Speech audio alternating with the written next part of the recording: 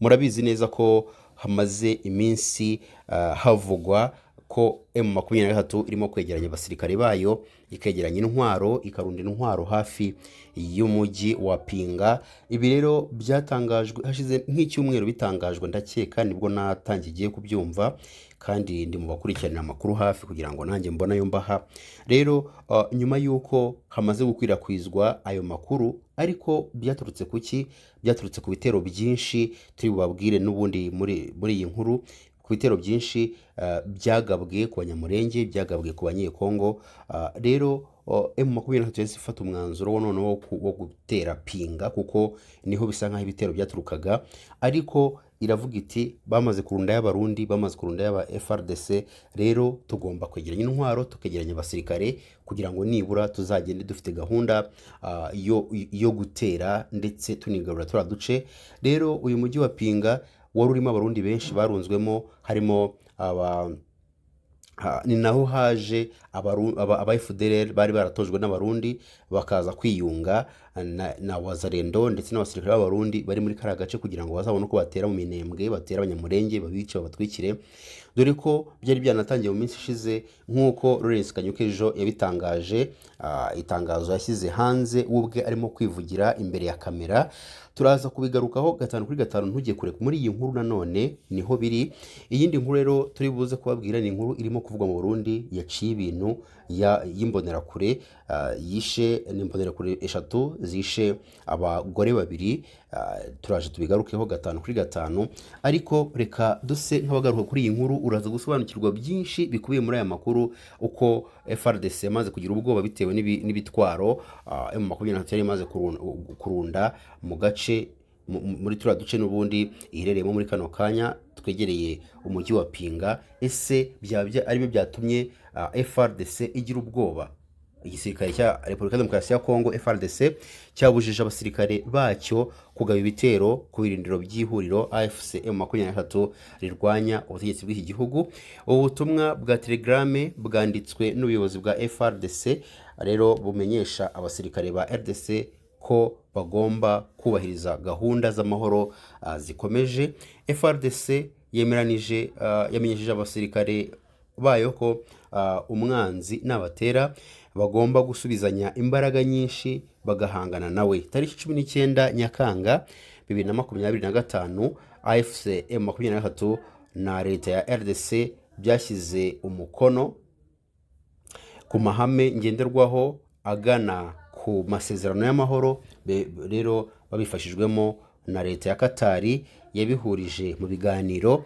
Mu ngingo ziri muri aya mahame harimo ko impande zombi zihagarika imirwano burundu, aho buri ruhande rugomba kuguma mu bice rugenzura, ntihabemo kugerageza gufata ibindi bice. Icyakoza aya mahame yagiye akorwa mu nkokora n'ibitero by'imitwe ya Wazalendo rero hikiwe na leta ya RDC ku birindiro bya FC M23, byatumye muri teritwari ya Masisi, Rucuru na Warikare hubura imirwano. Mu cyumweru gishize AFC M23 yambuye Wazalendo agace ka Murema, grupoma ya maboko ya mbere muri Masisi, nyuma yaho igabweho ibitero na Wazalendo muri Ruke ndetse na Katobotobo. Amakuru riravuga ko ava muri Kivu y'Amajyaruguru yemeza ko guhera tariki 29 Nyakanga AFC M23 yagiye yongera abarwanyi mu gace ka Kateku muri grupoma ya Ikobo, ni muri teritwari ya Warikare,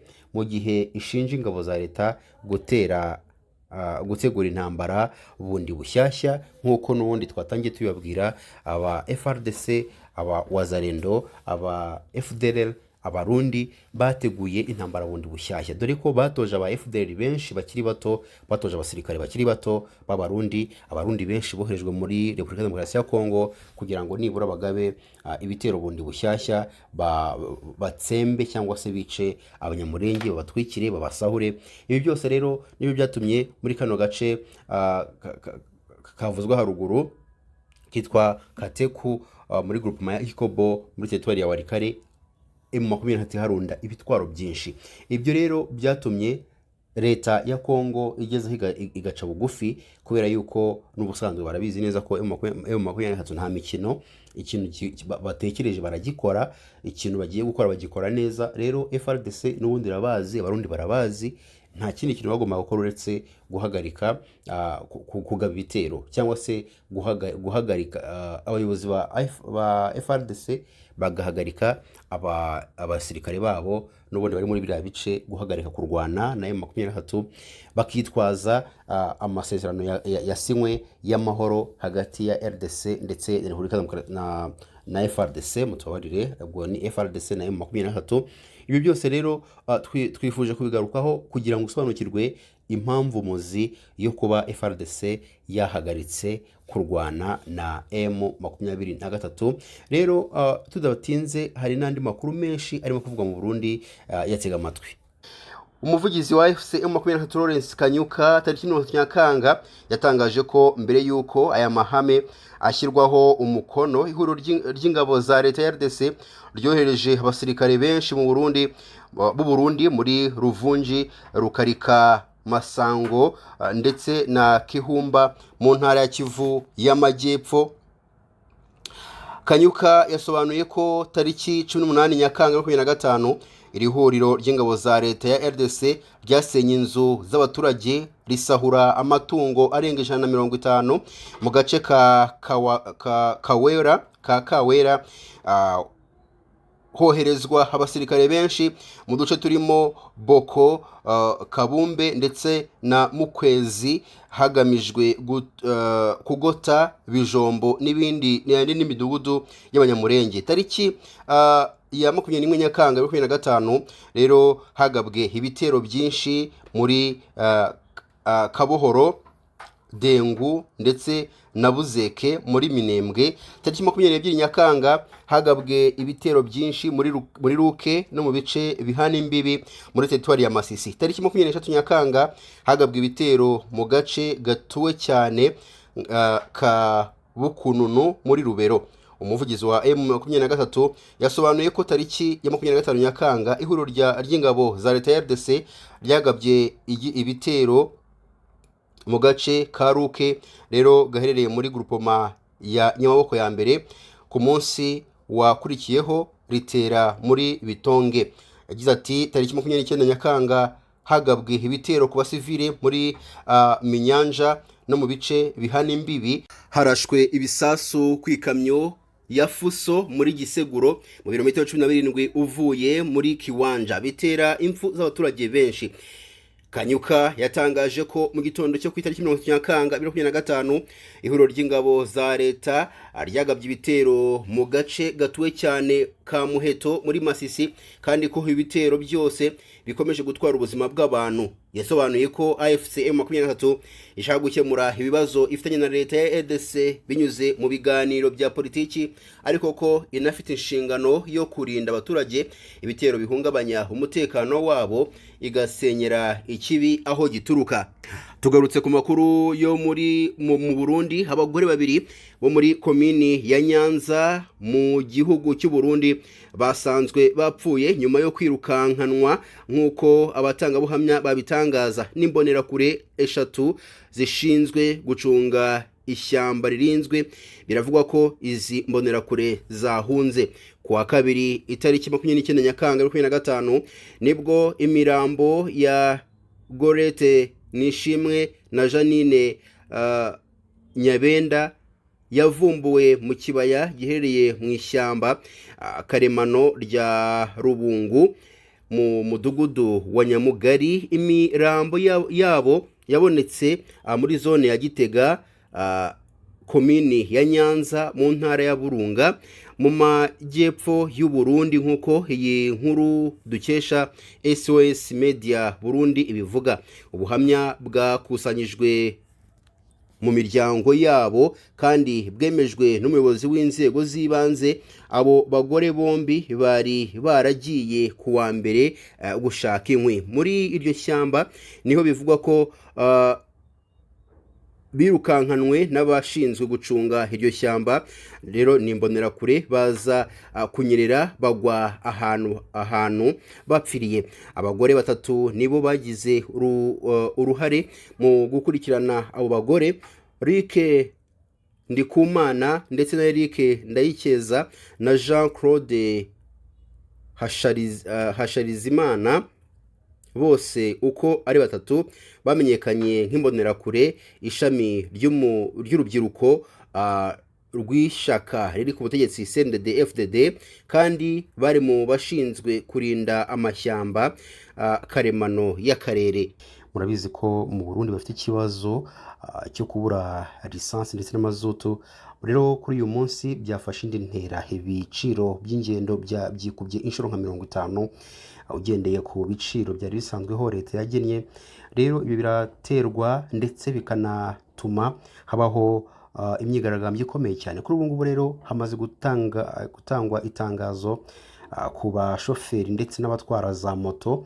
Ibyo ngibyo byose turabihuriza hamwe no kuba kuri ubu ngubu bamaze gucururuka, none bemeye gusubira mu kazi, ariko dore ibyo basabye leta ko igomba kwemera.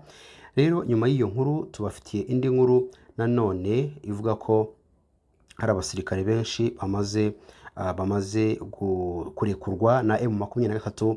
Si iyo nkuru gusa, tubafite indi nkuru ivuga ko FRDC yamaze kubuza abasirikare bayo kongera gutera M23 nk'uko byatangajwe kuri uyu munsi tariki 30 z'ukwezi kwa karindwi. Duhereye kuri iyi nkuru y'u Burundi, abatwara abagenzi mu buryo bwa rusange mu Burundi bahagaritse imyigaragambyo yo guhagarika akazi nyuma yaho baganiriye na Minisiteri ishinzwe ubucuruzi, ubwikorezi, inganda n'ubukerarugendo. Kuva tariki 27 Nyakanga 2025 bari bahagaritse imirimo bitewe n'amande leta yari ikomeje kubaca biturutse ku cyemezo cyafashwe cyo kuzamura ibiciro by'ingendo mu rwego rwo kwirinda kugwa mu bihombo. Abashoferi b'imodoka zitwara abagenzi mu buryo bwa rusange basobanuye ko byatangiye leta ibaca amande y'amafaranga y'amarundi 200,000 ikomeza izamura kugeza kuri miliyoni y'amarundi. Uwo munsi hari uwagize ati, muri iki gitondo twashyize abagenzi mu modoka. Rero ahakorerwa ubugenzuzi, ubuyobozi bwabajije amafaranga bishyuye, bavuga amarundi 10,000 kugera i Bubanza. Batitaye kumva impamvu cyangwa se ibisobanuro byacu, baduciye miliyoni 1. Bagaragaje ko impamvu bazamuye ibiciro by'ingendo ari uko leta yananiwe kubashakira lisansi ndetse n'amazutu, bakajya kuyishakira muri Repubulika Demokarasi ya Kongo na Tanzania, aho ijerekani ya litiro 20 bayishyura amafaranga y'amarundi ari hagati y'ibihumbi 300 n'ibihumbi 350. Muri iyi minsi abagenzi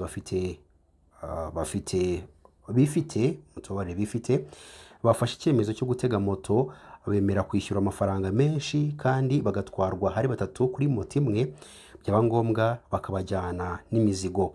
Umugenzi ujya Gitega avuye Bujumbura yishyura amarundi arenga 70,000 kuri moto, ujya Bubanza akishyura 20,000, ujya Ngozi akishyura 45, abajya Kirundo na Muyinga bakishyura hagati y'amarundi 100 ndetse n'150. Umuyobozi w'umuryango Pasema uharanira uburenganzira bw'abarundi Faustin Ndikumana yatangaje ko iki kibazo cy'ibura rya lisansi ndetse n'amazutu kuri za sitasiyo zitandukanye kidashobora kubura ingaruka zihagarika ubuzima bw'abatuye igihugu cy'u Burundi. Yagize ati, kumara iminsi 3 cyangwa 7 kuri sitasiyo humye ntibyabura ingaruka. Leta igeze ku 30 by'amafaranga y'u Burundi. Ubu hari abaheze ruguru bataza mu mirimo kubera kubura ubatwara, aho n'ubonye ukumanukana usanga wishyuye 80 cyangwa 90 by'amarundi. Ndikumana yasabye leta y'u Burundi kutumiza lisansi n'amazutu mu mahanga kuko ariyo ntandaro y'izamurwa ry'ibiciro by'urugendo. Ati, kubaca amande no kubahana mu gihe peteroli itaraboneka ntacyo bihindura ku myigaragambyo ndetse no ku mafaranga acibwa abagenda cyangwa se abatwarwa. Ku gicamunsi cyo kuri ubu wa 29 Nyakanga, ubuyobozi bw'iyi minisiteri bwahuye n'abatwara abagenzi mu buryo bwa rusange, bemeranya ko imirimo ikomeza ariko ibiciro by'ingendo bigakomeza kuba hejuru. Umugenzi uva muri gare ya Bujumbura mu Ngagara ajya muri Gitega yishyura imodoka amarundi 25,000, mu gihe igiciro gisanzweho leta yari yaragennye ari amarundi 9,500, mu gihe ujya Ngozi yishyura 50,000. Ariko bitewe n'abagenzi bari bamaze kuba benshi muri gare ya Bujumbura, kuri ubu ngubu tariki 30 Nyakanga biracyagoranye ko imirimo igenda neza, hari abagenzi benshi batarabona uko batwarwa. Igisirikare cya Repubulika Demokarasi ya Kongo FARDC cyabujije abasirikare bacyo kugaba ibitero ku birindiro by'ihuriro AFC 23 rirwanya ubutegetsi bw'iki gihugu. Ubu butumwa bwa Telegrame bwanditswe n'umuyobozi wa FARDC bumenyesha abasirikare ba RDC ko bagomba kubahiriza gahunda z'amahoro zikomeje. FARDC yamenyesheje aba basirikare ko umwanzi nabatera bagomba gusubizanya imbaraga nyinshi bagahangana nawe. Tariki 19 Nyakanga 2025 FARDC AFC 23 na leta ya RDC byashyize umukono ku mahame ngenderwaho agana ku masezerano y'amahoro bifashijwemo na leta ya Katari yabihurije mu biganiro. Mu ngingo ziri muri aya mahame harimo ko impande zombi zihagarika imirwano burundu, aho buri ruhande rugomba kuguma ku bice rugenzura, ni habemo kugerageza gufata ibindi bice. Icyakoze aya mahame yagiye akomwa mu nkokora n'ibitero by'imitwe ya Wazalendo ishyigikiwe na leta ya RDC ku birindiro bya AFC M23 byatumye muri teritwari ya Masisi, Rucuru ndetse na Warikare hubura imirwano. Mu cyumweru gishize AFC M23 yambuye Wazalendo agace ka Murema, grupuma ya Nyamaboko ya mbere muri Masisi, nyuma yaho igabweho ibitero na Wazalendo muri Ruke ndetse na Katobotobo. Amakuru ava muri Kivu y'Amajyaruguru yemeza ko guhera tariki 29 Nyakanga AFC 23 iri kongera abarwanyi mu gace ka Kateku muri grupuma ya Ikobo muri teritwari ya Warikare, mu gihe ishinja ingabo za leta gutegura intambara bundi bushyashya. Ihuriro AFC M23 rirwanya ubutegetsi bwa Repubulika Demokarasi ya Kongo riherutse kurekura abasirikare b'u Burundi ryafashe mpiri mu bihe bitandukanye. Abasirikare b'u Burundi batangiye kurwanya AFC M23 mu ntara ya Kivu y'Amajyaruguru mu Gushyingo 2023, yashinjwe cyangwa se mutobarire hashingiye ku masezerano y'ubufatanye mu bikorwa bya gisirikare mu bice byo muri teritwari ya Masisi birimo Mushaki, Kirorirwe ndetse na Rukara. Hafatiwe abasirikare b'u Burundi barimo Premier Classe Terence Ndikumana, Adjudant Chef Nkurunziza Richard, Ndikumasabo Terence, Adjudant Ndikumana Felix na Nyandwi Christrome. Nyuma y'igihe gikabakaba imyaka 2 aba basirikare bafashwe, amakuru yemeza ko AFC M23 iherutse kurekura abarenga 20, ubu ngubu bakaba bacumbikiwe mu kigo cya gisirikare cya Muha i Bujumbura mbere y'uko basubizwa mu miryango yabo. Nubwo batarataha mu ngo zabo, bamwe muri abo basirikare basuwe n'imiryango yabo, aho rero bacumbikiwe mu kigo cya gisirikare. Perezida Evariste Ndayishimiye yari yarihakanye abasirikare ubwo baganiraga n'abanyamakuru mu Gushyingo 2023, agaragaza ko AFC M23 yabise abo Burundi ishingiye ku kuba abarundi basa. Yasobanuye ko ahubwo ari abarwanyi b'umutwe wa Red Tabara. Icyo gihe yagize ati, muzi ko tumaze kubona abo muri Red Tabara bari muri M23. Abarundi ntibasa. None se umuntu yambaye impuzankano akavuga ngo nafashe umurundi, wowe uri umurundi, uwo murundi mutava mu ntara imwe wamumenya gute? Iyo ni intambara yo kwica mu mutwe. ubwo abasirikare bafashwe mpiri barekurwaga, itangazamakuru ibunagana muri Gicurasi 2024 basabye imiryango mpuzamahanga kubafasha gutaha kuko leta y'u Burundi yari yagerageje kubihakana.